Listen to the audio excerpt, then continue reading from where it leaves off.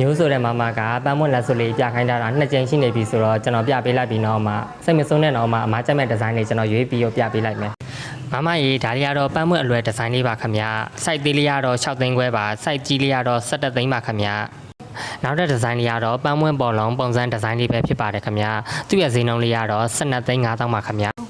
ကျွန်တော်ထပ်ပြပေးမှဒီဇိုင်းလေးကတော့ပန်းမွန့်ဘောလုံးအလွယ်လေးနဲ့ပန်းမွန့်နှစ်ပွဲအလွယ်လေးပဲဖြစ်ပါတယ်ပန်းမွန့်ဘောလုံးအလွယ်လေးရဲ့ဈေးကတော့9သိန်းပဲကျမှာပဲဖြစ်ပါတယ်ပန်းမွန့်နှစ်ပွဲအလွယ်လေးကတော့6သိန်းခွဲပဲကျမှာပဲဖြစ်ပါတယ်ခင်ဗျဆိုင်မှာရှိတဲ့ပန်းကြွဒီဇိုင်းလေးနဲ့မိတ်ဆက်ပေးအောင်မယ်နေ့စီပုံပန်းကြွဒီဇိုင်းလေးရဲ့ဈေးကတော့18သိန်းပဲဖြစ်ပါတယ်80ပွဲပန်းမွန့်ဒီဇိုင်းဆန်းလေးရဲ့ဈေးကတော့17သိန်းပဲဖြစ်ပါတယ်ခင်ဗျဒီဒီဇိုင်းလေးကတော့ပန်းမွန့်နှစ်ထပ်ဆက်ပြတ်ဒီဇိုင်းလေးပဲဖြစ်ပါတယ်ပန်းမွန့်နှစ်ထပ်ဆိုတော့မမတို့ဈေးများမဲ့ထင်နေရမလားလုံးဝမများဘူးသူ့ရဲ့ဈေးလေးက73သိန်းပဲကျမှာပဲဖြစ်ပါတယ်မမမျိုးကနှစ်ခါတော့မေးထားဆိုတော့ကျွန်တော်ကစိုက်မှာရှိတဲ့ပန်းမွန့်အကိတ်ကြီးကိုထပ်ပြပေးအောင်မယ်ပန်းမွန့်အကိတ်ကြီးရဲ့ဈေးကတော့23သိန်း5တောင်းဖြစ်ပါတယ် 3D ပန်းမွန့်လေးရဲ့ဈေးကတော့30ပဲဖြစ်ပါတယ်ခင်ဗျ